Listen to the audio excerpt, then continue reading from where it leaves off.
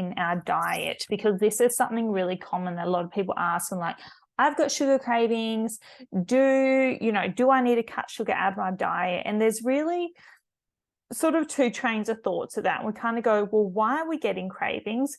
What's the root cause of the cravings? What are the signs of cravings? Like after meals, do I want something? Do I get this dip of energy? Am I bored? Is that why I'm craving sugar? And we've sort of got this new way of thinking where we're like, well, thyroid needs glucose. We need energy. We need carbohydrates. So we actually want those sugars into our diet. Okay. So then we have that blend of, okay, well, where are the sugars coming from? And that's actually more important rather than cutting sugar. So cutting sugar is not something that I recommend, particularly unless you're eating a lot of processed sugar, or you're in a really strict candida state, like you've got a huge candida overgrowth or something going on with SIBO.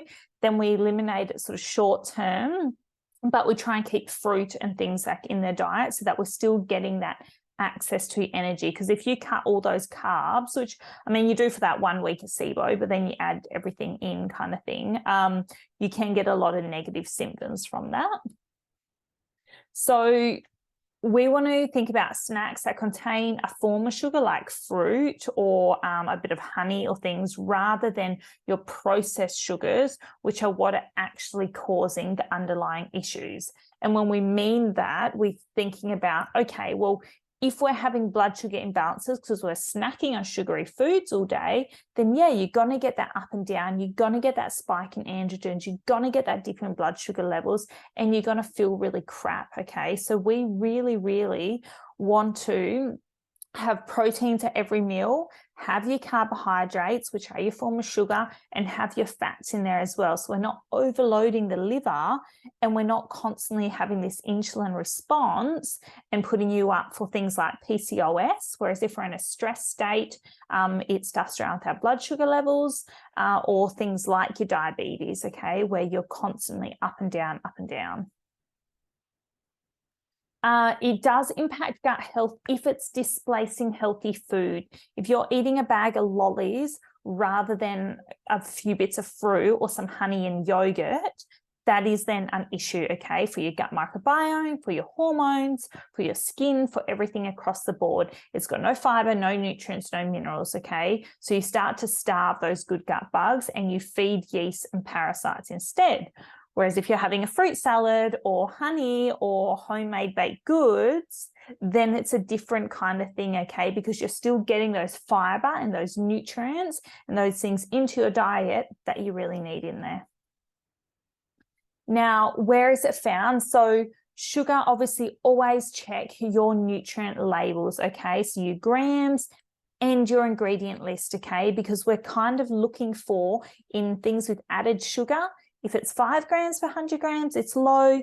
10 grams per 100 grams, it's moderate.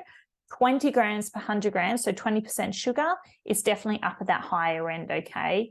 And then you also want to think about, well, is artificial sugar okay? Because so many people are eating artificial sugars, all right? So these can also impact the microbiome. And then you want to think about, well, do I want to be, why do I need to be having artificial sugar? Why can't I be having real sugar in my diet? Surely that's got to be better than these fake sugars. And it definitely is. Okay. So going for things like your honey, your maple syrup, your fruits, your orange juice, those things are so much better than those fake sugars in a sense.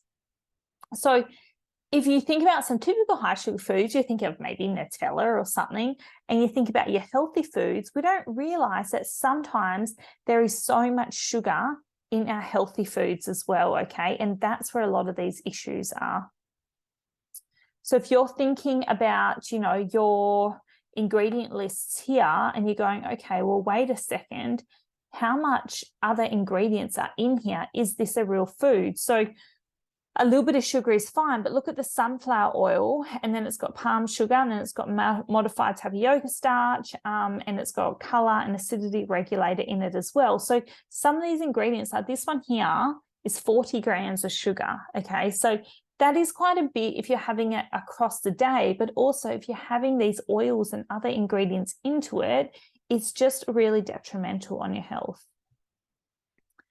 And that's the same with stuff like barbecue sauce, so high in sugar, like it's like 50% sugar, okay?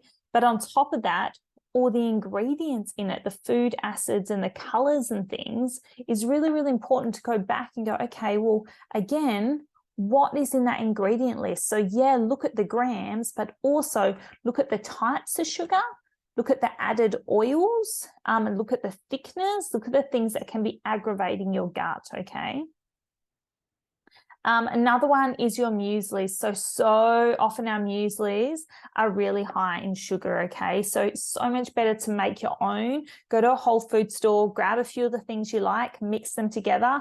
So much better for you, okay? And you can also moderate the amount of dried fruit you have with it or the amount of fresh fruit, and you don't get so many of the processed ingredients in it. So this one's got rice flour, fructose, emulsifiers, what else? Sunflower oil, and then antioxidant in as well. So you're kind of going, well, what's the sugar content? So 18 grams. So that's quite a bit of sugar, because you're always going to have, you know, more than your serving size. So you're not just going to get that 6 grams. You'll probably have definitely around 80 grams or so. So you're going to have that. Plus, then if people add sugar to it, or we think that we're doing the healthy thing, and then we have a look at the ingredient list and we're like, oh, okay, that's what it's actually got in it, and that's how much sugar it's got in it. So again, sugar itself is not bad, but when you look at all the things across the day and you start to add them up, your curry paste, your muesli, your yogurts with sweeteners, your bit of sugar in your tea, your bit of sugar in your coffee, you're actually getting a lot of sugar, and you're probably not getting a lot of proteins to balance that out as well. So that's when food tracking can come in really handy, because you start to understand what's actually going on and what you're actually putting into your body. So there is a sugar swap guide to give you some ideas of things you can swap ice cream for. That's a great alternative, or canned foods, or chocolate, or curry paste. So things that are healthier alternatives without the canola oils, the sunflower oils, the high fructose corn syrups, the things that are really damaging to your gut microbiome. And like I said, I really favor real sugar over artificial sugar, because you need that energy for your thyroid, for your adrenal glands, for your system, okay? So some sugar-free recipes that are in the Gut Health Solution group, or the podium module that the root cause ladies have, is some of these. So things like that are a little bit higher in fat. So your tahini cups, your avocado brownie, your fig and prosciutto is a big one, okay? So things that have a bit of fat and a bit of protein. So smoked salmon in avocado.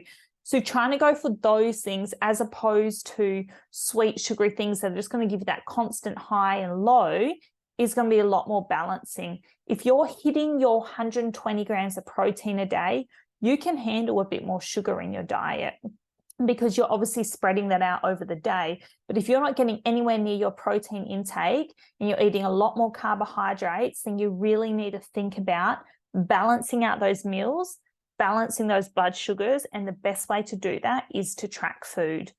If you've done microbiome testing with me, or you're in the root cause program, then definitely you can go, okay, what stage am I in? Am I in a SIBO? Am I in a parasite protocol? And am I in a yeast protocol? How much sugar can I be eating in these different phases? So some of my favorite things, I love yogurt with a protein powder or collagen stirred through it, and fresh berries. I'm actually going to have that after this call. I love rice thins with tuna or boiled eggs or salmon. I love dark chocolate. I have that every afternoon and every night. There's some really good protein bars, and then also some of your fats. But again, moderating your fat intake and try and focus on cheese, yogurts, your protein bars, your smoothies, those things. They're going to have a good hit of protein in them as well. So your savory kind of snacks too. So I hope that was helpful. If you have any questions on that, jump in the free Facebook group or jump into the root cause program and ask away. Send me a message on Instagram. I also have some podcast episodes around this as well. So I love hearing from you guys. So please reach out and I will chat to you soon.